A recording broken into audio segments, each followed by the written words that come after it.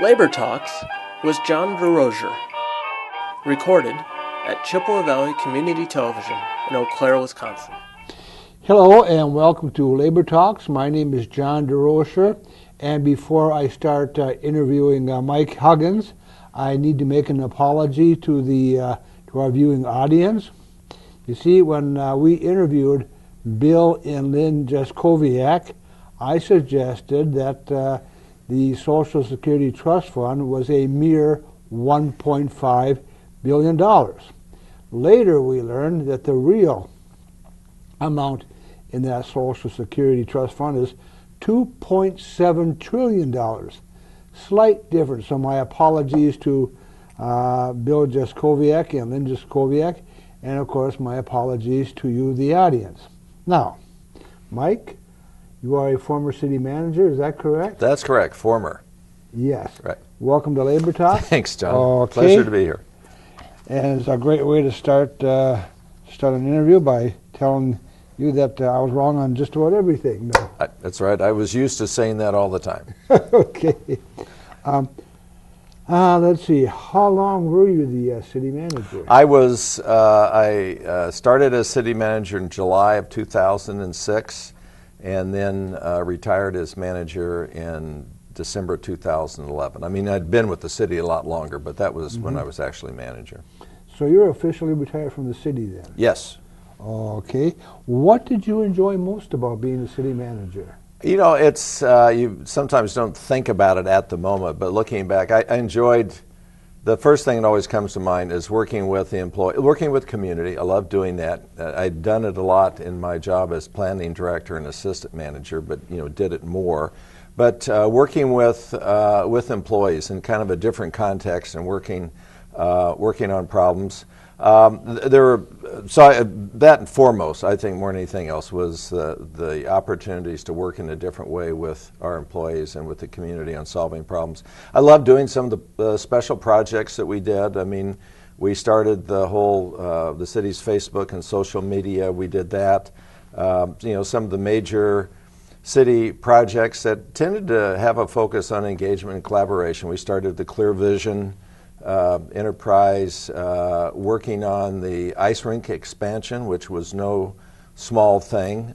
We were pretty much at the point we either had to fix it or close it. Certainly the North Barstow projects, some of the downtown projects, working through people. Actually enjoyed the process of fighting against Act 10.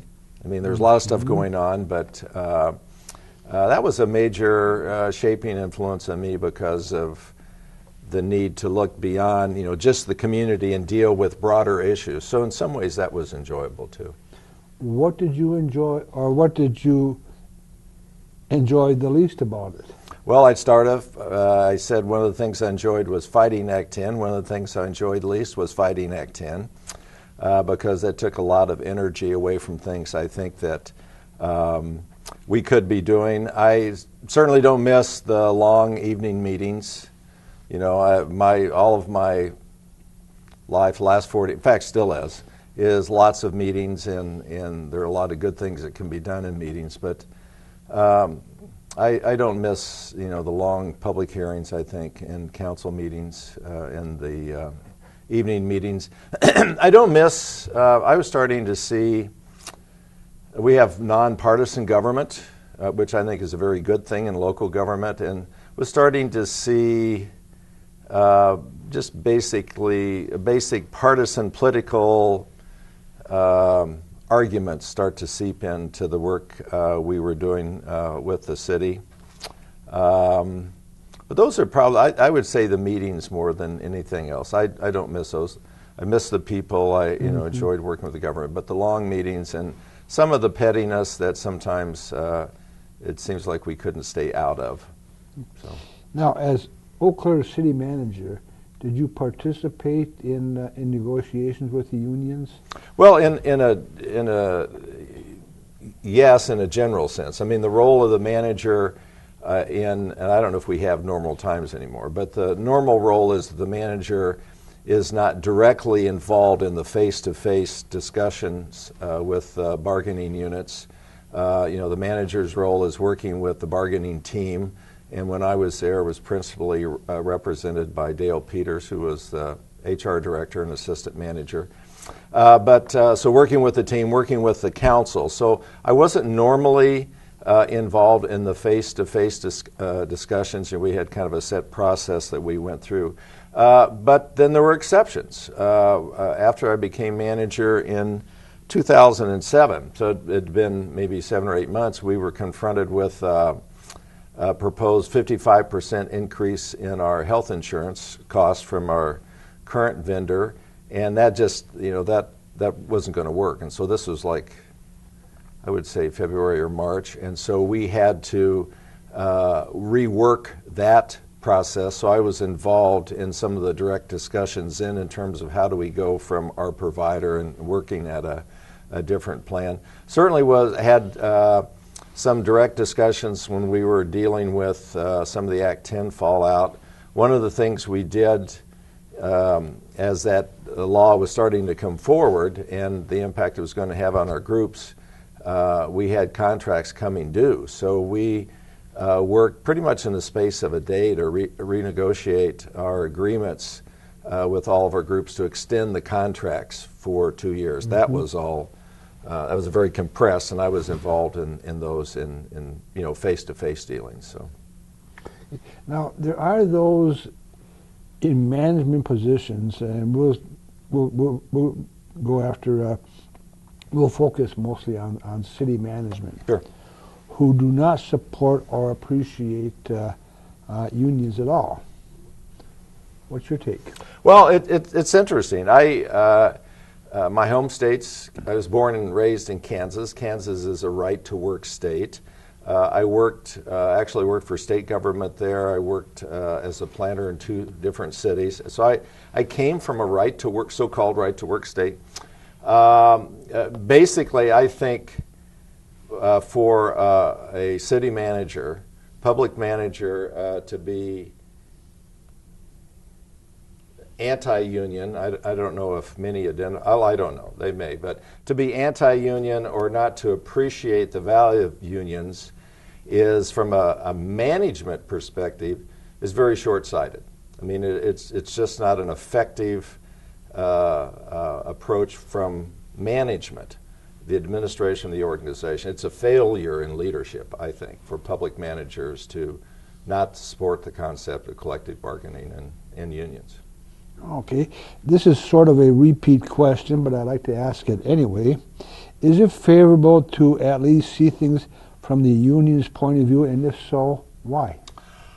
Well, it's certainly essential to try and understand the point of view of the public union. When I was working with the unions and the bargaining groups, and so it's not saying that I agreed with everything, but I thought it's absolutely essential to understand both, the particular bargaining stance in any given year or any year. What was the kind of the bundle of things that the union was looking for through collective bargaining. So to understand that very specific issue, but also to understand what the union's long-term strategy might be in terms of why they're taking certain positions of support or opposition, both to the process and to particular issues, and to understand any of the individual bargaining and kind of the larger context of labor management relations and the community. So,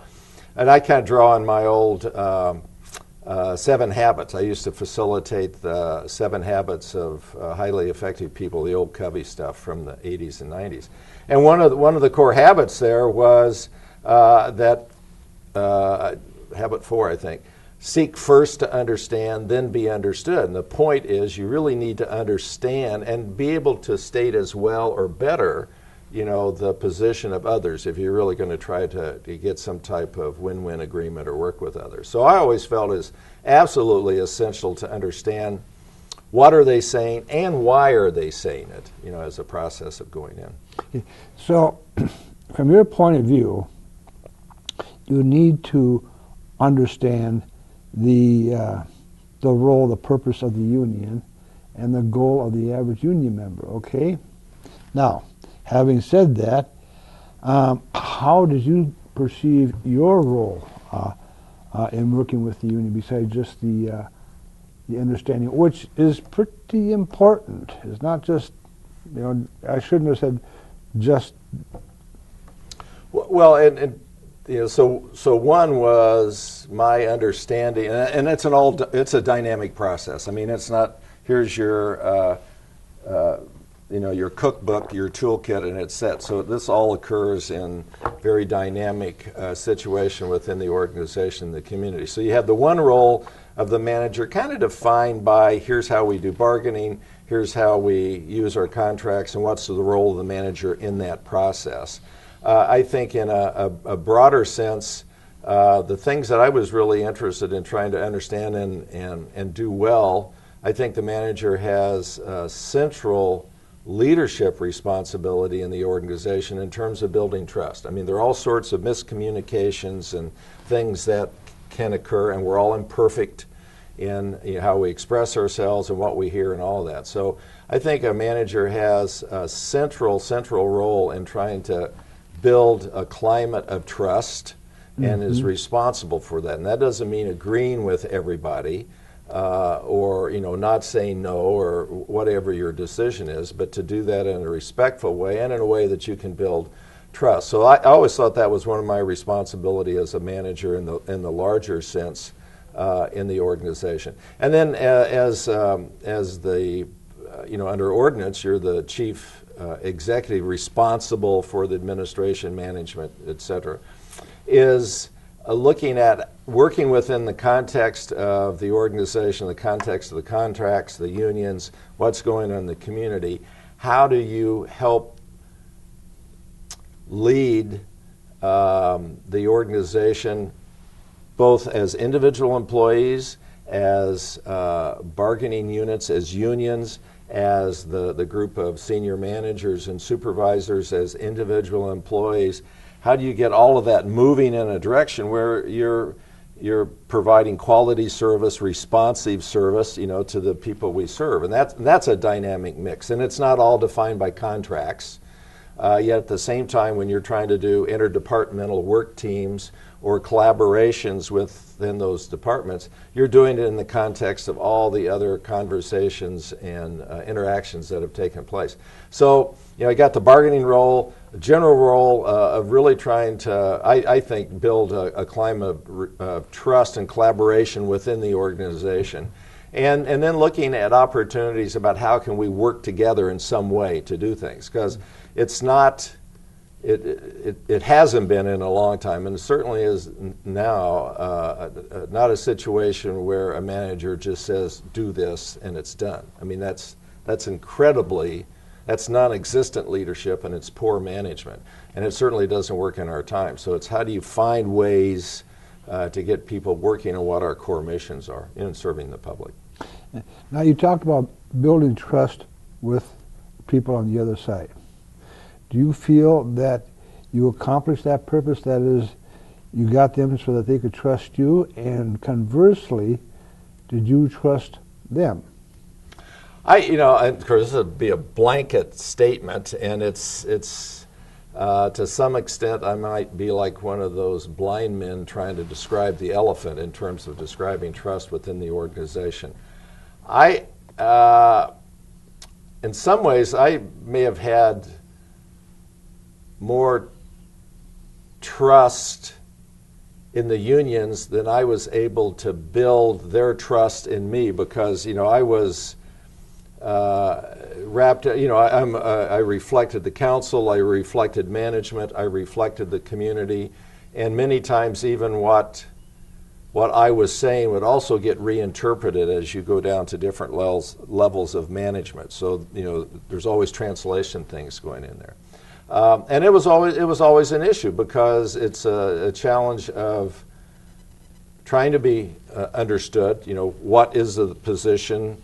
Why is that? And if we were disagreeing on something, trying to explain why I felt that was the case. So I don't know. I always had a lot of trust in the unions, but I think I had some understanding of what their role was. Their role wasn't just simply to get the highest wage increase they had. They were looking at their work procedures and safety procedures, and even when we did grievances, so we'd have a period of time and we'd sit down and you'd have labor and you'd have the managers, and it's like I'm supposed to dispense wisdom, but listen to the grievances. And any individual grievance always reflected a whole history and pattern of relationships. So I don't know. I hope I was. I think some of the things we accomplished during the Act 10 and kind of really speeding up the process, we couldn't have done that if there wasn't a level of trust on both sides. There's no way we could have negotiated our agreements and extend for 2 years if there wasn't a sufficient level of trust that we could do that, even when we didn't agree on every one of the points. So, well, I should not interject myself into this interview, but I'm known for breaking rules, so I'm just going to go ahead and do it. I am on the Greater West Central Area Labor Council, right here in Eau Claire. And you did earn their trust. They really admired and respected you, and they did trust you. They spoke highly of you. That means a lot to me, John. Thanks. Well, you earned it, fella. Yeah. You really earned it. So, after setting you up with that question, Okay. Let's see. Did you enjoy or appreciate working with unions? I really did. It was every union. I mean, it's not like unions were all the same. Every bargaining group was different. But I enjoyed the experience. It's not like it wasn't frustrating. It wasn't. Life was easier because of doing that. And to some extent, I was limited in my ability because I wasn't working directly with them in all cases. But in a way, I enjoyed it because I think there was a fundamental shared interest on both sides of how do we do this better. How do we make our organization, how do we make our community better? And I always enjoyed that. And even though it was painful and I was asked tough questions, and there were all of the local politics of how unions get their council to support things and stuff. I always felt the process made me a better manager. It wasn't that my life was easier. It didn't help me lose weight, type of thing. But I think I was a better manager because there were groups that were holding me accountable, and at a bare minimum were expecting me to really explain what I was doing. I remember one of the times, a conversation I had with Matt Stoudemire, and it was one of these community groups where somebody brought in unions and city, and we were talking around how do we protect our public things, our public structures. It was Wisconsin's Future group. And we were sitting around this meeting talking, and Matt and I think that's the first time I'd really had any conversation with Matt that I can remember. And he turned to me and just said, well, so what do you think the purpose of government is? Well, I should have an answer to that. And so I went back and thought, so what is the real purpose? Not to plow the streets and all that. What is the purpose of government? So my interactions with the unions made me a more thoughtful person, a better manager, and if nothing else, I had to really work on how do I communicate things clearly. So it was good. Well, what do you think is the purpose of government? What should they be doing?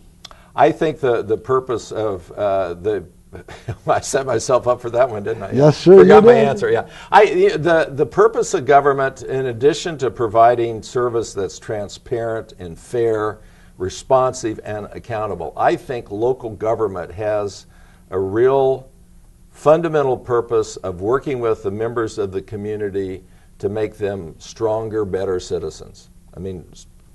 Co-creators of their community. And some of this comes from readings I used to do a long time ago. But I think one of the tests of local government is that in what they do and how they do it are people being empowered to lead a fuller public life, and certainly a more democratic life. And so we don't just deal with customer service. I never liked those descriptions when those were in vogue about describing all government service in our customers. They aren't our customers.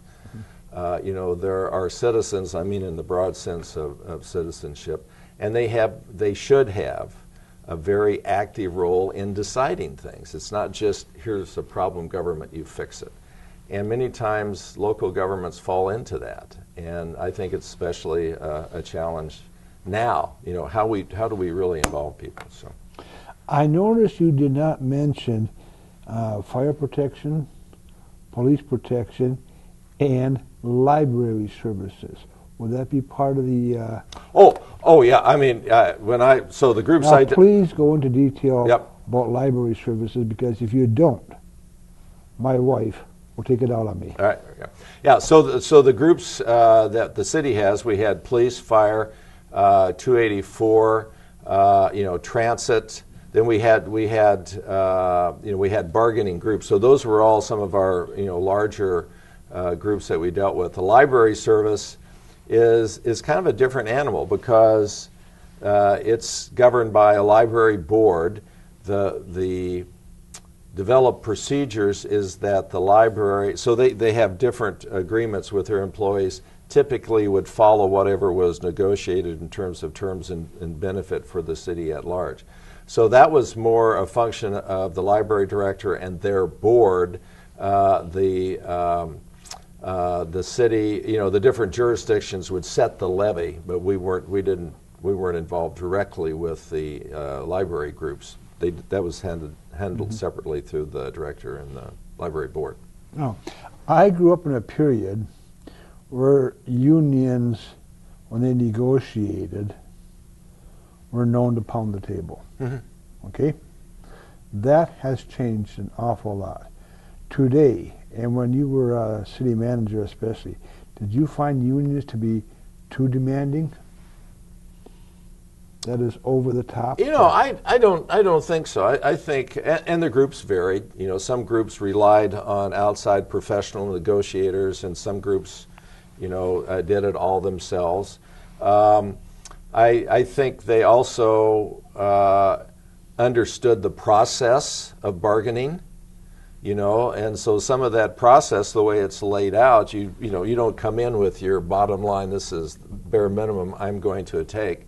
And so they worked, I'd say, within the theater of the negotiations. There's no one pounded the table, but depending on the group and depending on who was negotiating, their voice and not yelling, but I mean, just put some inflection into the voice and to demonstrate that this was something that was really a big concern. And so there was all of this process of how you do that. So I never considered them too demanding, because I felt like that was part of the job. There were some that I really struggled on why we couldn't get to agreement on things, because it seemed to me it was in their benefit, to go with that process. But I never saw they were too demanding. I did struggle sometimes when we couldn't reach agreement with some of the groups. Now we have about 3 minutes left. And I should tell you that, I do support unions. I am union, and I never, ever, ever raise my voice. I believe that, John. I couldn't imagine you using. And do I have a bridge for you? Yeah, right. Okay. Yeah. Okay. Seriously, how's retirement? What are you doing to keep busy? Well, of course, I retired officially left the city, I think it was December 11th at 5 p.m.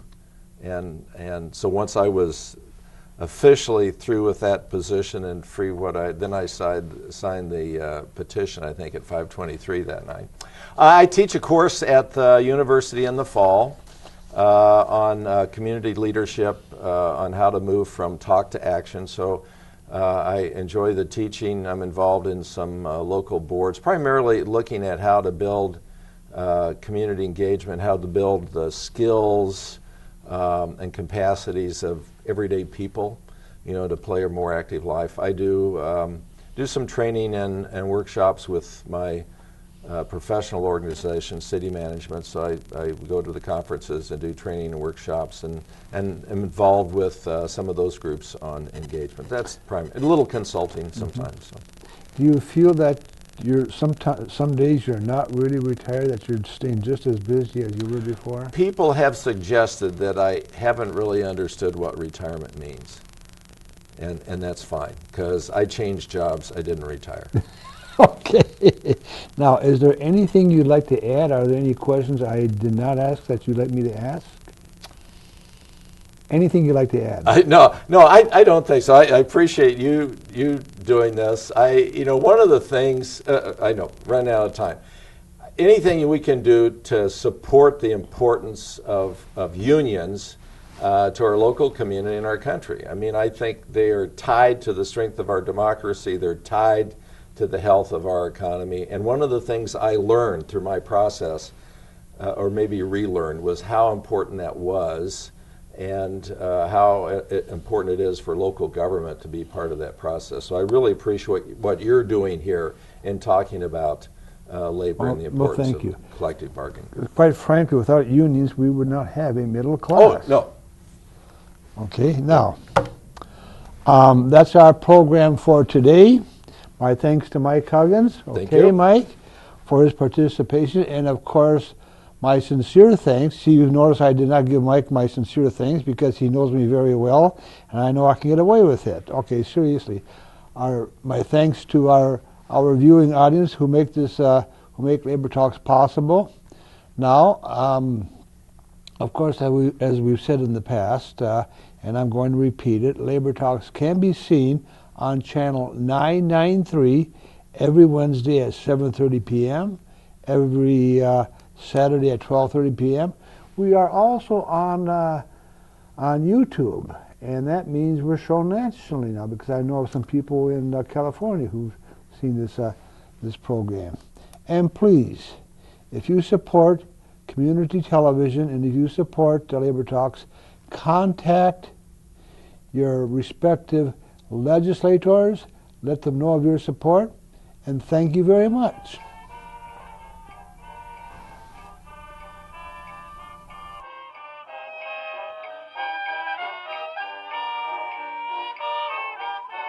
Chippewa Valley Community Television is made possible by continuing community support. If you would like to volunteer or make a donation, you can contact us by calling 715-839-5067 or on the web at www.cbctv.org.